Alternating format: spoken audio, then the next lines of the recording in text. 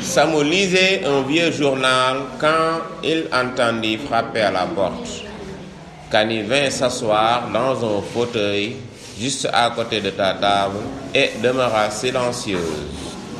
Samu, un peu surpris, considéra son ami d'un air intrigué.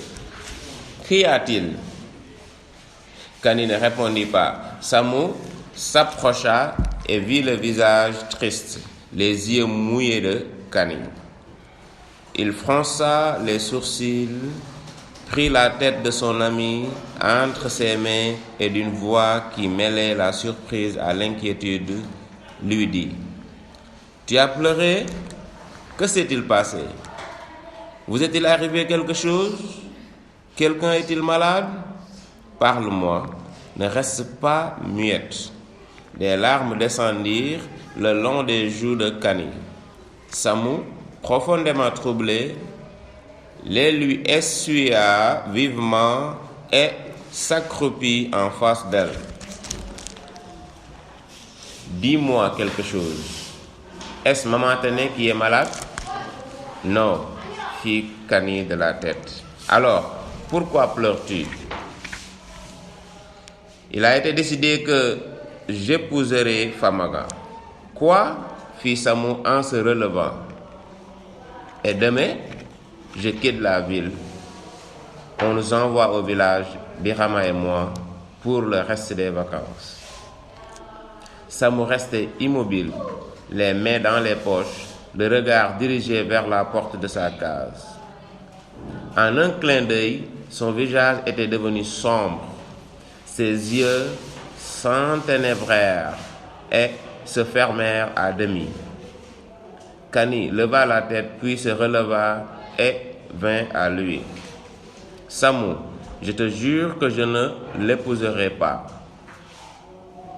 Samu ne dit rien. Il fit quelques pas et alla s'asseoir sur son tara, la tête entre les mains. Samu, rien au monde ne pourra nous séparer. Samu ne disait toujours rien. À quoi bon? Il se sentait écrasé par le poids des siècles. Son cœur était en feu.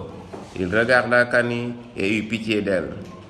Kani chez Famaga, Kani relégué au fond d'une case, abruti par les agenouillements, brutalisé matin et soir au gré des humeurs du maître, Kani abandonné à ses misères alors que le maître court invariablement les rues à la recherche de nouvelles proies. Samu pleura. Non, non, fit Kani en se jetant à son cou. Non, Samu, je ne veux pas te voir pleurer.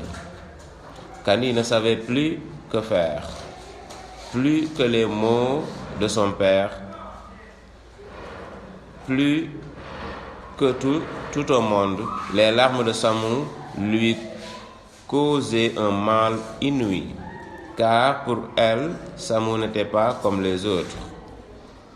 À cet instant, elle eût fait n'importe quoi contre son père, contre son oncle et contre tout ce qui causait les larmes de Samu. Ils restèrent longtemps debout, la tête de Kani appuyée contre la poitrine de son ami, dans un silence qui troublait seuls les anglos saccadés de Kani. Samu, es-tu là? Cria la mère du jeune homme.